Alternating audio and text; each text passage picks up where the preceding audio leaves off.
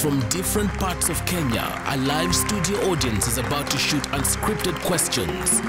This is Agenda Kenya with Jason Nyantino. On Agenda Kenya tonight, Ken Njiru, Executive Director, Ungwana Institute.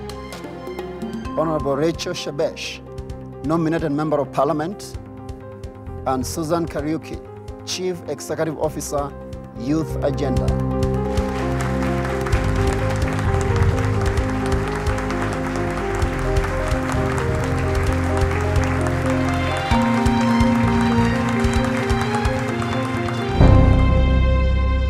Good evening and many thanks for joining us. Welcome to Agenda Kenya with me, Jason Nyantino. Tonight on this program, we focus on youth and leadership, and we want to find out how prepared are young people of this country for the next general election.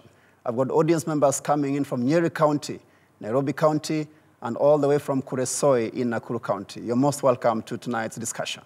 Our first question of the evening is from Alari, who is a student. When we talk about youth representatives, how sure are we that the positions will be given to the young people and not the old people, not that old people will be put in place to represent the youths? Honorable Mheshimiwa, you want to take that? Yes, it will depend on what you mean about representation and in what particular area. If it is an area that is now covered by the new constitution, which says that there must be representation of the young people, of the youth, it's very clear that it's 35 years and below. So there is now an age limit, unlike before, where youth could be even somebody who was 50 years old or 60 and continues to call themselves youth. So now at least the Constitution gives us that provision that if it is a public body or an appointment or representation in public organizations, that there must be youth representation, that person must be 35 years, right, between 18 and 35 years. Mheshimiwa, I want to draw your attention to Article 98 of the Constitution, talking about the Senate, yes, where it says the Senate consists of two members, being one, these are the nominated ones, yes, one man and one woman representing the youth. yes. So the young people have a problem with that. I mean, when you say one man representing the youth, does that mean that's a young person? It can also be a 60-year-old representing the youth. No, it's clear in the Constitution. Unless you want to go how clear can that be? It is as clear as the provision that has been spelled out when the constituency of the youth is clearly spelled out in the Constitution. It has not been there. You see, we are still talking about the past because it has really always marginalized the young people. But now we must embrace what is rightfully ours, just as women have embraced the not more than 2/3 agenda and are not letting it go. The young people must also embrace the age limit and don't let it go. So do you think a crafty politician can use this? Because representing the youth doesn't necessarily mean that this is a young person. No, all political parties have to first align their constitutions with the Kenyan Constitution. So already in terms of nomination, a political party, when you are asked to bring a representation of the youth, yes, you will have to show that that person is 35 years, 18 to 35 years. Okay. Yes. Susan, what do you think? I think I want to agree with Rachel. There is no one, using those words, there is no one actually who would actually come and say that this position is actually for anyone representing the young people. Because even Article 100 itself even talks about the need for Parliament to enact a law that's supposed to also ensure that their positions in Parliament it actually strikes a balance between young people, the marginalized communities, the disability, and even the women themselves. So it's clear from the word go in this constitution that the principle and the spirit behind it was to ensure that there's representation of both the young people, the women, the people with disability, the marginalized communities per se. So, and anyone anyway who is planning for that, I think the young people are also organizing and the way women are organized to ensure that then no one actually grabs away the opportunity. So you'll be ready to take on that person? Oh, yes. As young people of this country? Yes, oh, yes. Ken, what do you think? I think the point from a constitutional perspective has been made by Susan and Mheshimiwa. Yes. I think for me, that question disturbs me a bit when she asks what will ensure that they are given. When we talk about the next election, it's about elective and competitive politics. It is about the young people understanding that they also have a right under this constitution to go out there and get as many of them in as possible. Because then if you're going to move ideally, and by the way, I will also talk to the question a bit later on the question of youth per se and leadership. But I think it is important for young people to understand that the floor is open. One seat for young people is obviously not enough. And when I go back to the 60s, I find the tomboyers there in their late mid-20s, basically in parliament. I find people like Matiba at 28, they were PSs. I find Kibaki, a minister at 30. And I'm asking, where are the youth? And what is stopping them? So at one level, yes, they've been given elective seats, which are very few, but another level, then the young people must step up. And not, for me, by the way, it's very critical that you're not stepping up because you're youth, but you're stepping up because you have something that you can offer. I think that is very fundamental. All right. Before we field more questions, Susan, from this constitution that we voted in about 2 years ago, what's the bare minimum? What are the seats that young people are assured of? Very quickly, before even they go for elective positions, what are the seats that they're assured of? One, they are assured of seats in the National Assembly. How many? We still don't know because it says that 12 seats will go to the youth, people with disability, and the workers. Because now political parties also have to define, in our view, and that is exactly what we are trying to push from the civil society side, is that at least it's divided into 3. So then we have 4 seats going to the young people, to the National Assembly. The second one is 2 seats directly to the Senate, again through the party nomination list, because again that they have to also do the same thing. And also the county representation of the county assembly, we have 4 seats as well. But they also have seats also for women, and we're also hoping that even the ones within that are for women will also have affirmative action within affirmative action, so then we can have as many young women as well. Let's get to hear the audience now. The gentleman on my left in a tie, somewhere in between. Bernard from Nyeri County. I understand from whatever you have said concerning the youth, but we understand that the Constitution is just but a document. So saying that we are very much represented there, I think you are underscoring the fact that youth are vulnerable. They are disillusioned. They don't have hope. So when you talk about youth empowerment, let's talk about youth assuming economic leadership, not the political leadership. Thank you. Thank you. I'll take one more, then the guests can respond. On my extreme right, gentleman in black. I'm called Ajuoga from Kisumu County.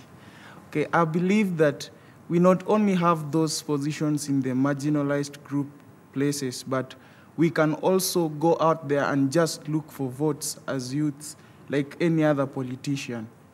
Thank you. Okay, so you want the young people to compete. Honorable Shebesh, as you respond to that, you need to tell us if now do we have the right acts of parliament to give force, breathe life into these provisions? We have the provisions, the Constitution, and I really want to tell Bernard that the Constitution is not just a piece of paper.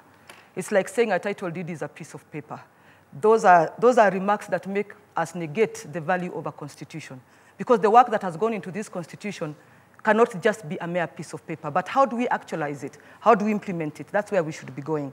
And I can tell you that the laws that we need to enact so far have been around what was in the schedule that gave us the timelines. Unfortunately, the women's issues, the young people's issues, even the issue of people with disabilities, etc. Those laws that are supposed to be brought by the relevant ministries, which is the Ministry of Gender and that of Youth, because they are not in the timelines, the ministers have not brought these laws.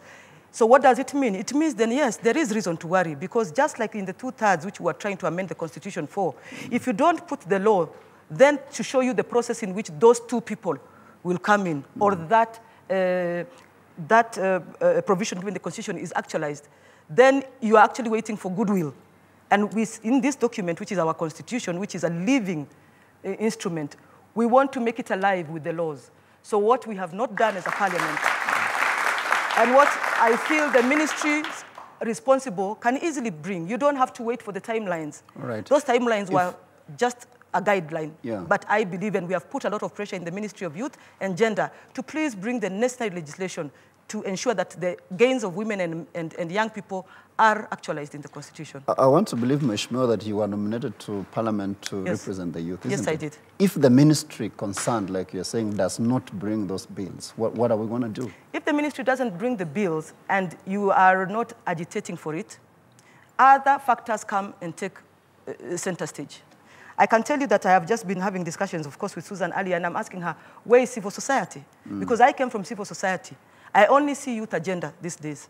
I don't see any other progressive... But you're one of us in the House. I do all I can do in the House, and you can look at it. I ask the questions, I put the pressure, I go and see ministers. But at the end of the day, let me tell you, the real power of getting what you want in this government, in this constitution, lies with the people. And the people are the young people out there who make the majority. They need to make the right noise. All right, let's hear from the youth agenda itself now.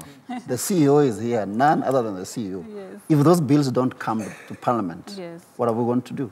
I agree with her about the issue of the bills, because if we don't have those bills going to Parliament, then it means that there's nothing that can be done.